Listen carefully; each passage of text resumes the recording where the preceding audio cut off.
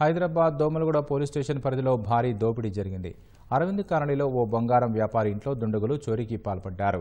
సినీ ఫక్కీలో ఇంట్లోకి దూరి కత్తులు, తుపాకులతో బెదిరించి దాదాపు 2.5 కిలోల బంగారం చోరీ చేశారు. 10 మంది దుండగులు తెల్లవారుజామున ఇంట్లోకి చొరబడి దోపిడీకి పాల్పడినట్లు కుటుంబ సభ్యులు తెలిపారు. బంగారంతో పాటు 3 సెల్ ఫోన్లు, ఐట్యాబ్ సీసీటీవీ, డీవీఆర్ ఎత్తుకెళ్లినట్లు వెల్లడించారు. కేసు నమోదు చేసుకున్న పోలీసులు దర్యాప్తు చేస్తున్నట్లు తెలిపారు. దోపిడీ జరిగిన ఇంటి నుంచి మరిన్ని విషయాలు మా ప్రతినిధి నాగార్జున అందిస్తారు. దోమలగూడ పిఎస్ పరిధిలో ఉన్నటువంటి అరవింద్ కాలనీలో భారీ చోరీ జరిగింది. బంగారం వ్యాపారి ఇంట్లో సుమారు 2.5 కిలోల బంగారంతో పాటు ఇతర ఐఫోన్లు, ఐప్యాడ్లు కూడా తీసుకువెళ్లారు.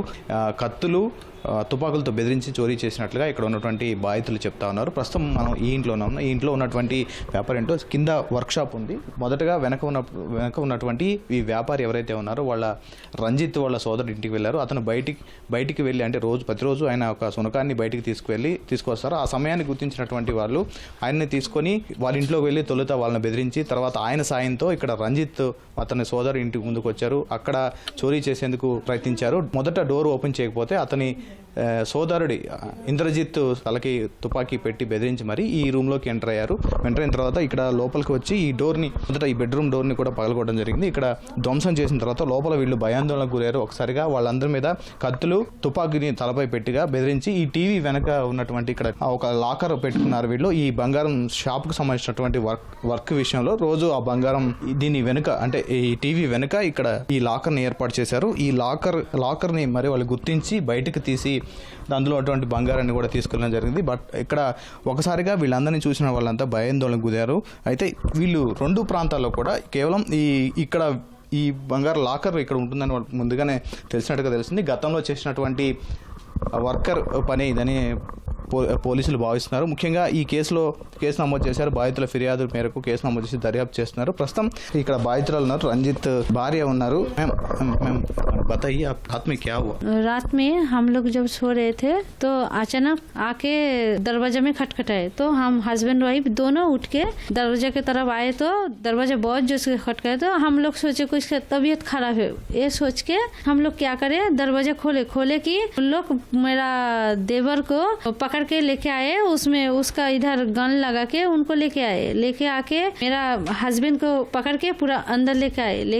ये बच्ची थी, क्या करे, उन्होंने अंदर जाके रूम में लॉक कर दिए। मैं उधर गए तो मेरे को लेके आके उन लोग पूरा ढूंढने के बाद वो बच्ची अंदर थी, वो उधर का दरवाजा तोड़ के अंदर गए। पूरा हमारा इधर जो था सामान उठा के लेके गए। फोन भी पूरा था तो लेके गए। मेरा बच्ची को, मेरा देवर को, मेरा हस्बैंड को बेडरूम में एक तरफ उन लोग पकड़ के मेरे को एक तरफ रखे। मेरे को बोले जितना सामान है जो भी है दे दो, भाभी जी बोल के मेरे को ऐसा बोले। मैं बोला ठीक है, हाथ जोड़ के मैं बोले ठीक है मैं दे देती, उन लोगों को कुछ भी न करो, मैं पूरा सामान दे देती बोल के। एक खोलने को कोशिश करे, नहीं हो रहा बोल के इन लोगों को टॉर्चर करे।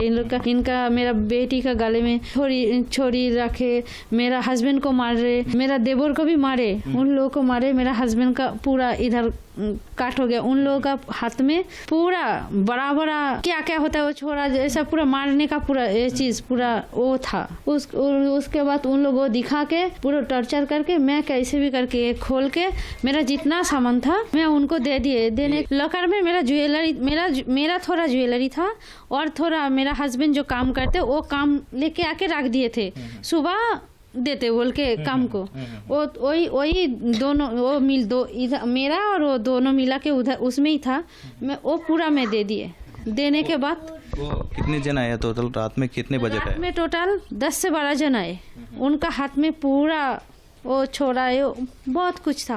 मेरा हस्बैंड को नहीं छोड़े, हम लोग को इधर 2-3 जन ठहरा के वो बाहर एक जन को ठहरा के गए।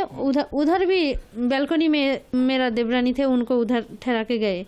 उधर भी एक जन थे। कैसे भी करके भागे तो चिल्लाए तो लोग जब भी ऊपर से भागते हुए नीचे जाके मैं इधर से देखे गाड़ी में जाके भाग गए। क्या गाड़ी में? कार में आए? हाँ एक बड़ा सा एक उसमें उन लोग भाग गए। पूरा सोना वो 2.5 किलो तक, मेरा ज्यादा नहीं था, वो काम का ज्यादा था। तो वही बाहर का वो जिनका काम करते उनका सोना ज्यादा था, मेरा ज्यादा नहीं था।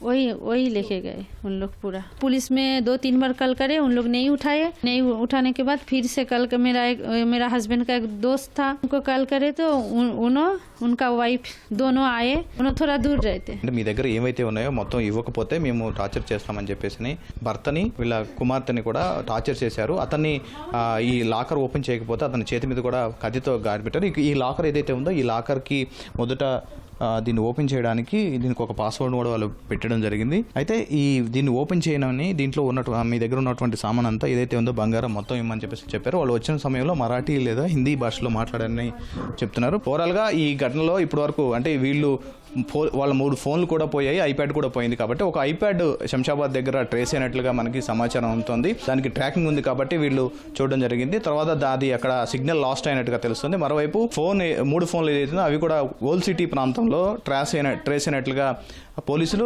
ప్రాథమికంగా గుర్తించారు. వాళ్ళు వచ్చినటువంటి మొత్తం సుమారు 10 మంది ఉన్నారని వీళ్ళు చెప్తున్నారు. ప్రస్తుతం దోమలు కూడా పోలీసులు కేసు నమోదు చేసి దర్యాప్తు చేస్తున్నారు. ఒకసారిగా జరిగినటువంటి ఈ పరిణామం వాళ్ళని కత్తులతో తుపాకులతో బెదిరించడంతో ఒకసారిగా ఆందోళనకు గురయ్యారు. రంజిత్కి చేతికి గాయమైంది రాత్రి జరిగినటువంటి ఘటనలో. ప్రస్తుతానికి పోలీసులు కేసు నమోదు చేసి దర్యాప్తు కొనసాగిస్తున్నారు. కెమెరామెన్ నవీన్తో నాగార్జున, ఈటీవీ న్యూస్, హైదరాబాద్.